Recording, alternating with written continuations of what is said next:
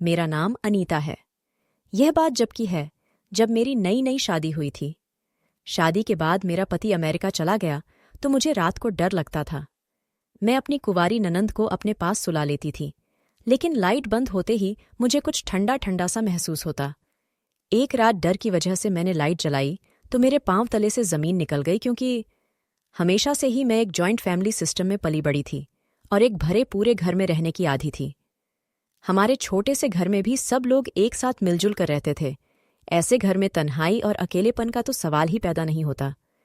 ऐसे में मैं विदा होकर एक बहुत बड़े बंगले में आ गई, जहां मेरे और मेरे पति के अलावा सिर्फ एक सास और नंद ही रहती थी।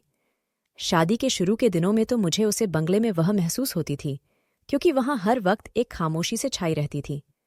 मेरी ननंद सुबह होते ही कॉलेज चली जाती और फिर दोपहर को वापस लौटी थी। मेरे साथ सारा सारा दिन अपने कमरे को अंदर से बंद करके टीवी देखती रहती थी, और मेरा पति प्रदेश से कुछ दिनों के लिए वापस आया हुआ था। वह अपने दोस्तों से मुलाकातें करने में इतना व्यस्त था क्योंकि उसकी वापसी के दिन करीब आ रहे थे।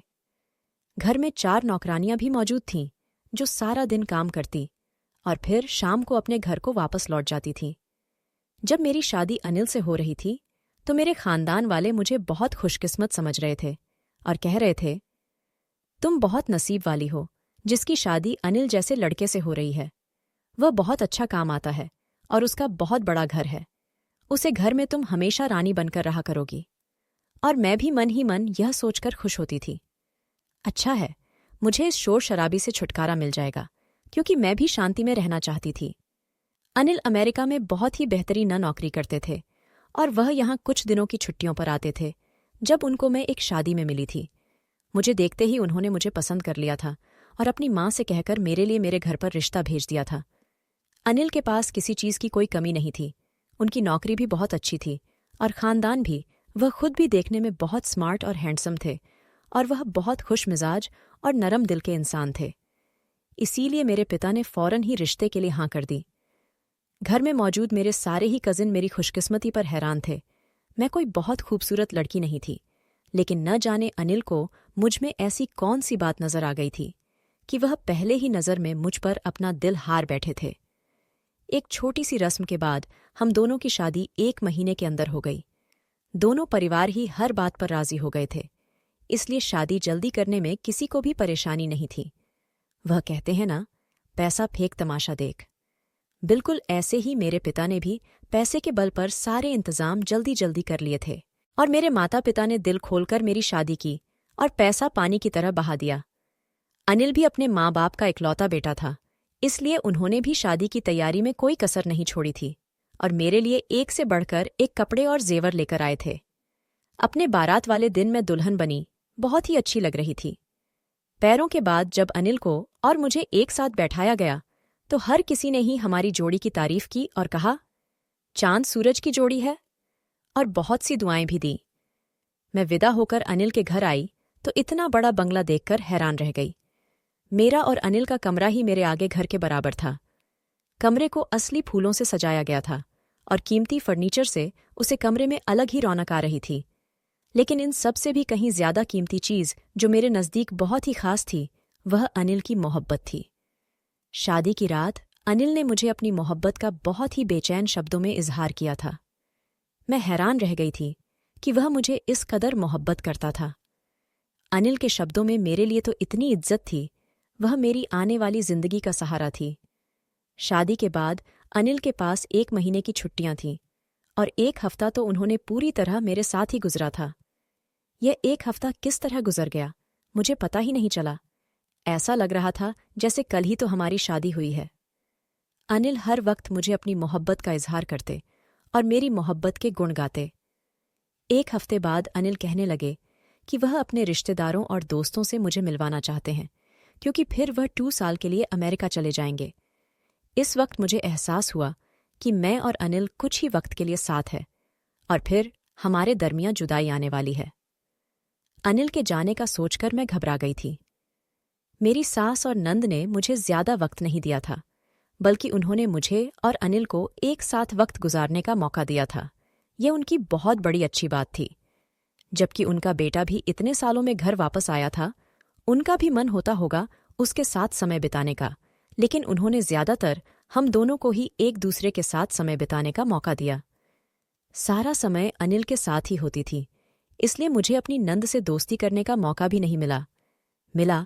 वैसे भी वह अपनी पढ़ाई में बहुत बिजी रहती थी और मैं यह सोचकर ही परेशान हो रही थी कि अनिल के जाने के बाद मैं इतने बड़े घर में क्या करूंगी। अनिल सुबह होते ही अपने दोस्तों के साथ निकल जाते और मैं सारा दिन बंगले में यहां से वहां फिरती रहती थी। थोड़े ही दिनों में मैं जान गई थी कि मेरी सास को अकेले बैठकर टीवी देखने का बहुत ही शौक था। वह सारा दिन तेज आवाज में टीवी देखती थी। दिन बहुत ही तेजी से गुजर रहे थे और अनिल के वापस जाने का समय करीब आ गया था। अनिल के बगैर रहने का सोचकर ही मैं कांप जाती थी और अनिल मुझे समझ रहे थे कि वह जल्दी मुझे भी अपने पास बुला लेंगे। मुझे अनिल की उसे बात पर बिल्कुल यकीन नहीं आता था, क्योंकि प्रदेश में रहने वाले लोग अपनी पत्नियों को अपने माँ बाप के हवाले ही छोड़ देते हैं। मुझे भी यही लगता था कि अनिल कभी मुझे अपने पास नहीं बुलाएंगे। अब अनिल के जाने का वक्त आ गया था। जब मैं अपनी सास और नंद के साथ घर वापस आ रही थी तो मेरी आंखों में नमी थी। मेरी सास ने मेरी उदासी को महसूस करते हुए कहा, अनीता, कुछ दिनों के लिए तुम अपने मायके चली जाओ, वहां तुम्हारा दिल लग जाएगा। अपने साथ की बात सुनकर मैं बहुत खुश हो गई थी। ऐसा सोचकर तो मैं भी रही थी, लेकिन कहने की मेरी हिम्मत नहीं हुई थी कि मेरी सास यह ना सोचें कि अपने पति के जाते ही मैं मायके की तरफ दौड़ गई।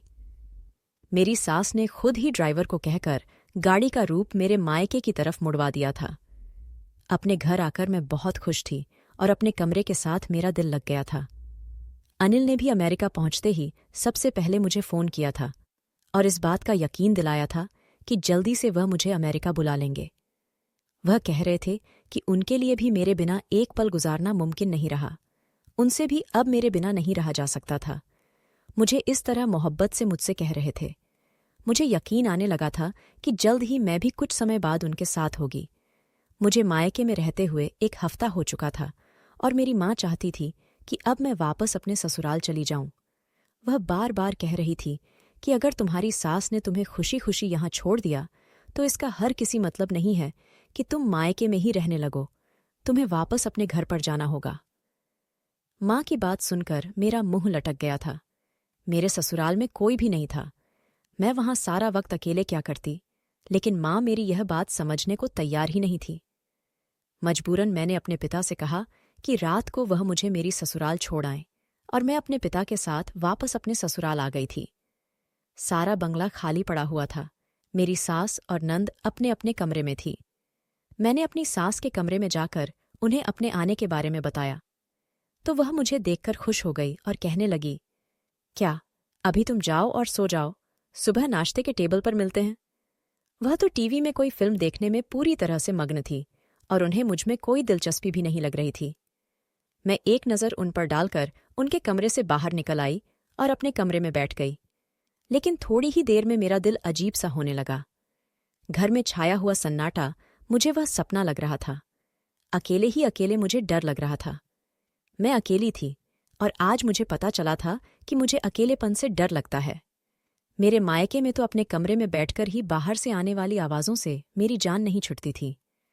कभी मेरे भाई बहनों का झगड़ा हो रहा होता था तो कभी चाचा हंस हंसकर चाचा को दिन भर के किस्से सुना रही होती थी। वह आवाज़ जो कभी मुझे परेशान करती थी, आज मुझे उन आवाज़ों की कमी महसूस हो रही थी। लड़की के लिए अपना घर बार छोड़ने कितना मुश्किल होता है, इस बात का अंदाज़ा शायद कोई मर्द कभी नहीं समझ सकता। मेरी आंखों में आंसू आ रहे थे और मैं अकेले ही अकेले रो रही थी। मुझे अपना घर और अपने परिवार की बहुत याद सता रही थी। कुछ देर तो मैं यहां से वहां टहलकर खुद पर काबू पाने की कोशिश करने लगी, लेकिन उसके बाद एक ख्वाब से मुझ पर हावी हो गया और मेरे लिए अपने कमरे में रुकना भी मुश्किल हो गया। सर्दियों के दिन थे, लेकिन डर के मारे मेरा शरीर पसीना पसीना हो रहा था। मुझे अपने कमरे की खिड़की पर कुछ साया सा महसूस हो रहा था, जबकि खिड़की घर के बगीचे में खुलती थी और इतनी सर्दी में तो कोई रात के इस वक्त बगीचे में आकर क्या करेगा। मेरी सास और नंद अपने अपने कमरे में थी। मैं फौरन ही अपने कमरे से निकलकर अपनी नंद के दरवाजे पर पहुंच गई और जोर जोर से उसका दरवाज़ा पीटने लगी। काफी देर बाद उसने दरवाज़ा खोला और मुझे देखकर हैरत से पूछने लगी कि भाभी, आप घर कब वापस आई। मैं रोते हुए उसके गले लग गई और रोते हुए मैंने कहा, कविता, मुझे अकेले में डर लगता है। मैं अकेले कमरे में बिल्कुल भी नहीं सो सकती। तुम मेरे साथ मेरे कमरे में चलो और वहीं पर सो जाओ। कविता ने मेरी बात मान ली और वह अपना कमरा बंद करके मेरे कमरे में चली आई। कविता के कमरे में आ जाने से मुझे थोड़ी राहत मिली थी और मैं सुकून से लाइट बंद करके बिस्तर पर लेट गई। कभी कभी मुझसे कुछ दूरी पर सोने के लिए लेट चुकी थी। उसने पहले ही कह दिया था कि मैं बहुत थकी हुई हूं, इसीलिए रात में मुझे तंग मत करिएगा। उसके पेपर हो रहे थे और वह सवेरे जल्दी उठती थी, इसलिए मेरे बराबर में लेते ही उसने अपनी आंखें बंद कर ली थीं। थोड़ी देर में मुझे भी नींद आ गई थी, लेकिन अचानक ही नींद में मुझे कुछ ठंडा ठंडा सा एहसास हुआ। डर के मारे मेरी रीढ़ की हड्डी सनसन उठी थी। कमरे में हीटर चल रहा था और ऐसे में ठंडक का एहसास कैसे हो सकता था। पहले मैंने सोचा कि मैं कविता को आवाज देकर उठा दूं, लेकिन फिर मुझे अजीब सी शर्मिंदगी महसूस होने लगी। कविता मेरी छोटी नंद थी। वह मेरे बारे में क्या सोचती कि भाभी इतनी ज्यादा डरपोक है कि मुझे अपने साथ सुलाने के बावजूद भी वह डर रही है। शर्मिंदगी की वजह से मैं कविता को आवाज नहीं दी, बल्कि अपनी जगह पर ही खामोश लेती रही। मेरे मन में बहुत गलत गलत ख्याल आ रहे थे। मैं सोचती रही और न जाने किस वक्त लेटे मुझे नींद आ गई। मुझे पता ही नहीं चला। सुबह को जब मेरी आंख खुली तो कविता सोफे पर बैठी हुई थी, पढ़ाई कर रही थी और दिन निकल चुका था। मुझे जागता हुआ देखकर कविता कहने लगी कि भाभी, अगर आपको डर ना लग रहा हो तो क्या मैं अपने कमरे में चली जाऊं? मैंने शर्मिंदगी से मुस्कुराते हुए कहा, हाँ, चली जाओ। लेकिन हर रात इसी तरह मेरे कमरे में आकर सो जाना कविता ने अफसोस भरी नज़र मुझ पर डाली और अपने कमरे में चली गई। दिन में जब अनिल का फोन आया तो मैंने उसे सारी बातें बताई कि रात में डर के मारे परेशान थी। मेरी बात सुनकर वह जोर जोर से हंसते हुए कहने लगे कि हम सालों से इसी बंगले में रह रहे हैं, इसलिए फिक्र की कोई बात नहीं। तुम्हें परेशान होने की कोई जरूरत नहीं है। तुम तो ऐसे डर रही हो जैसे तुमने भूत देख लिया हो। अनिल मुझसे मिलने के लिए बेकरार थे कि जल्द ही सारा बंदोबस्त हो जाएगा और फिर हम एक साथ होंगे। कुछ देर बातचीत करने के बाद अनिल ने फोन बंद कर दिया था। बाकी का सारा दिन मैं नौकरानियों के पीछे पीछे फिरती रही और अपनी निगरानी में सारे काम करवाती रही। मैं खुद को व्यस्त करना चाहती थी, इसलिए मैं घर के एक एक काम में दिलचस्पी ले रही थी। मेरे पास करने के लिए कोई और काम भी नहीं था। भले ही मैंने नौकरानियों का पीछा उठा लिया था और उनसे घर का हर कोना साफ करवा रही थी। मुझे अपनी सास पर हैरत हो रही थी, जो सारा दिन टीवी के आगे मगन बैठी रहती थी और उन्हें घर की भी कोई फिक्र नहीं होती थी।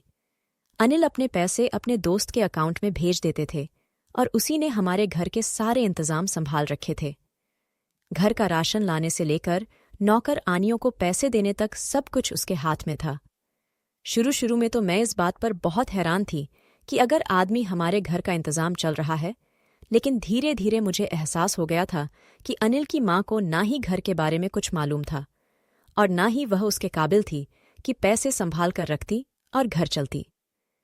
वह एक फिजूल खर्च औरत थी। उनके हाथ में जितना पैसा आता वह सब उड़ा देती थी। कविता हर रात मेरे साथ सोने के लिए चली आई, लेकिन जैसे ही मैं लाइट बंद करके सोने लगते मुझे कुछ ठंडा ठंडा सा एहसास होता और इसके बाद मुझे बहुत देर तक नींद भी नहीं आती। एक दिन मैं कविता से हिम्मत करके पूछ ही लिया, क्या तुम्हें भी रात को ठंडा ठंडा सा एहसास होता है? मेरी बात सुनकर कविता खामोश हो गई थी, लेकिन मेरे दिल में एक अजीब सी हलचल मची हुई थी। इतना तो मुझे यकीन था कि मुझे किसी भी तरह का वहां नहीं हुआ था, बल्कि कोई ना कोई ऐसी चीज जरूर थी जिसकी वजह से मुझे ठंडक महसूस होती थी। मैंने फैसला कर लिया था कि मैं खुद ही इस बात के तहत तक पहुंचूंगी। अगले दिन जैसे ही कमरे की लाइट बंद करके मैं लेती तो कुछ ही देर में मुझे दोबारा से कमरे में ठंडक का एहसास हुआ और मैंने हिम्मत करके फौरन ही कमरे की लाइट जला दी। यह देखते ही मेरे होश उड़ गए, क्योंकि मेरे सामने जो मंजर था वह होश उड़ा देने वाला ही था। मेरे कमरे की वह खिड़की जो बगीचे की तरफ खुलती थी वह खुली हुई थी और एक साया सा मुझे नजर आ रहा था, जबकि मुझे अच्छी तरह से याद था कि मैं सोने से पहले इस खिड़की को बंद कर दिया था। मैंने फौरन ही बिस्तर पर लेटी हुई अपनी नंद की तरफ देखा तो मैं हैरान रह गई, क्योंकि कभी कभी अपने बिस्तर पर मौजूद नहीं थी। मैंने डरते डरते कमरे की खिड़की से बाहर जाकर तो कविता बगीचे में किसी लड़के के साथ खड़ी थी। मैं इतने दिनों से जिसे साया समझकर डर रही थी वह कोई और नहीं, इस लड़के का साया था। कविता की नज़र जैसे ही मेरे चेहरे पर पड़ी तो उसके चेहरे का रंग उतर गया और वह लड़का मुझे देखते ही बगीचे से भाग निकला। कविता इस खिड़की से वापस आ गई जिस तरफ वह कमरे से बाहर गई थी। जो ठंडा ठंडा एहसास मुझे हो रहा था वह उसे खिड़की से आने वाली हवाई थी। उन्होंने कमरे में मौजूद हीटर की गर्मी को खत्म कर दिया था। मैंने कविता के चेहरे की तरफ देखते हुए पूछा, कविता, यह सब का क्या है? और वह आधी रात को किस लड़के के साथ थी? कविता ने रोते हुए बताया कि वह मनीष है और वह उसे बहुत मोहब्बत करती है। मानिस उसके स्वर्गवासी पिता के एक करीबी दोस्त का बेटा है, लेकिन मेरे ससुर यानी कविता के पिता के देहांत के बाद ही मेरी सास ने उन लोगों से मिलजुल खत्म कर दिया था। कविता और मनीष बचपन से ही एक दूसरे को पसंद करते थे, इसलिए वह दोनों अपने रिश्ते को खत्म होते बर्दाश्त नहीं कर सके और छुप छुप कर मिलने करने लगे। कविता और मनीष अपनी सारी जिंदगी एक दूसरे के साथ गुजारना चाहते थे, लेकिन बड़ों के फैसलों के भेंट चढ़ गए। कविता बता रही थी कि कुछ वक्त पहले मेरी सास को कविता की मोहब्बत के बारे में पता चल गया था और उन्होंने कविता को सख्ती से मना कर दिया था कि वह कभी भी मनीष से नहीं मिले और ना ही कभी उसकी शक्ल दिखेगी।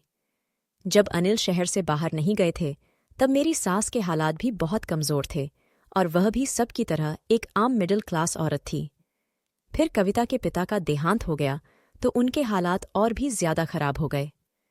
कविता के पिता और अनिल के पिता दोनों में ही बहुत पक्की दोस्ती थी। काम की कुछ सिलसिले को लेकर दोनों की दोस्ती में दरार पड़ गई थी। तभी से ही उनके दोस्ती में फूट पड़ गई और दोनों परिवारों का मेलजोल भी खत्म हो गया। कविता की मां मनीष के पिता से नफरत करने लगी थी। जब उन्हें कविता के बारे में पता चला तभी उन्होंने कविता से साफ इनकार कर दिया था कि कभी भी मनीष के बारे में मत सोचना, वहां तुम्हारी शादी नहीं हो पाएगी। मेरी सास ने लोगों के घरों का कामकाज किया और अनिल एक एक वक्त में दो दो नौकरियां करने लगे। अनिल ने दिन रात मेहनत की और नौकरियां करने के साथ साथ अपनी पढ़ाई भी जारी रखी। किस्मत ने पलटा खाया और अनिल का एडमिशन अमेरिका में हो गया, यूनिवर्सिटी में स्कॉलरशिप पर। अनिल की मेहनत और लगन को देखते हुए अनिल की यूनिवर्सिटी ने सारा खर्च उठाया। तो मेरी सास ने भी अनिल को नहीं रोका और हिम्मत करके उन्हें बाहर भेज दिया। अन्य अमेरिका में पढ़ाई के साथ साथ छोटी मोटी नौकरी भी शुरू कर दी और वहीं से मेरे ससुराल के हालात बदलने शुरू हो गए। लेकिन अपने हालातों और दुखों की मेरी सास ने जिस तरह मेहनत करके अपने बच्चों को पढ़ाया और गुजारा किया, उनकी मेहनत रंग ले आई थी। उन्होंने खुद को हर चीज से दूर कर लिया था और कमरे की हद तक ही रहती थी। वह अपना सारा वक्त टीवी देखने में ही गुजार देती थी। अनिल की डिग्री भी पूरी हुई तो उनको अमेरिका में ही बहुत अच्छी नौकरी लग गई और मेरी सास ने भी उन्हें यह सोचकर वापस नहीं बुलाया कि यहां उनके लिए कुछ नहीं रखा है। जो अनिल के रिश्तेदार थे वह भी उनके साथ नहीं देते थे, लेकिन पैसा देखकर वापस आ गए थे। मेरी सास ने किसी को भी दोबारा अपनी जिंदगी में आने की इजाजत नहीं दी थी, लेकिन इस समय मनीष और कविता का रिश्ता मिल गया था। कविता ने मुझे हर एक छोटी से छोटी बात बताई थी और वह मेरे पास बैठी रो रही थी, क्योंकि उसके लिए मनीष के बिना जिंदगी गुजारना बहुत ही मुश्किल हो गया था। मेरी सास किसी हाल में भी उसकी और मनीष की शादी नहीं करने वाली थी। अनिल को कविता और मनीष के बारे में कुछ भी नहीं पता था। यह सुनकर मैंने कविता से कहा, तुम परेशान मत हो, मैं अनिल से बात करूंगी। वह एक पढ़े लिखे समझदार इंसान है और मुझे यकीन है कि वह जरूर तुम्हारा साथ देंगे, क्योंकि पुरानी बातों को लेकर अपने आने वाले कल के फैसले नहीं कर सकते। मैंने कविता को दिलासा देते हुए समझाया। फिर हम दोनों सोने के लिए लेट गए थे। तभी से ही मुझे अनिल के फोन आने का इंतजार था। मैं चाहती थी कि उसकी बहन अपनी जिंदगी में वह सारी खुशियां देखें जिन्हें वह आपके न होने की वजह से नहीं देख पाईं।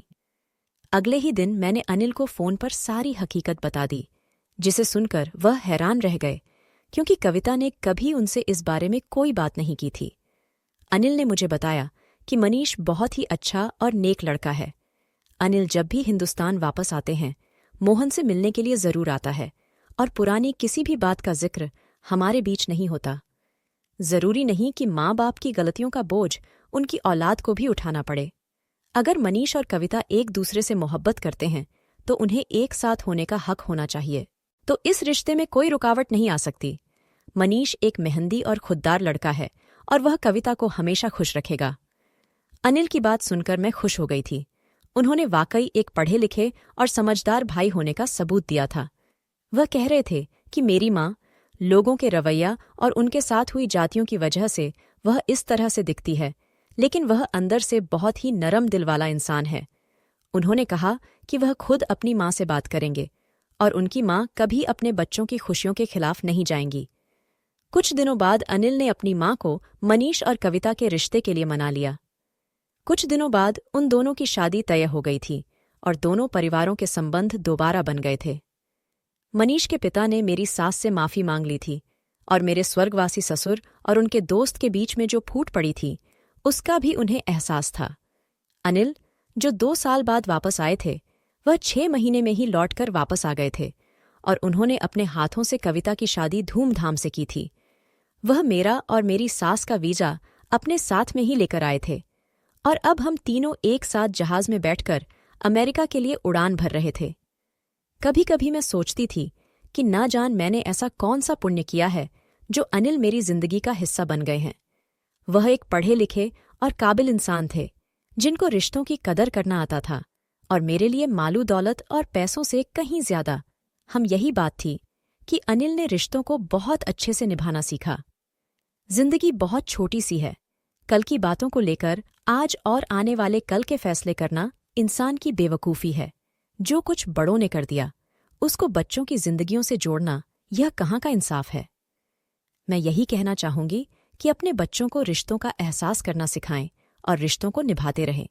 जो कुछ मुझे भी हर रिश्ते का एहसास इस वक्त हुआ जब मैं जॉइंट फैमिली से निकालकर उसे घर में अकेली हो गई थी, तब जाकर मुझे एहसास हुआ कि जो ठोकर रहने में जो मज़ा है वह अकेले रहने में नहीं।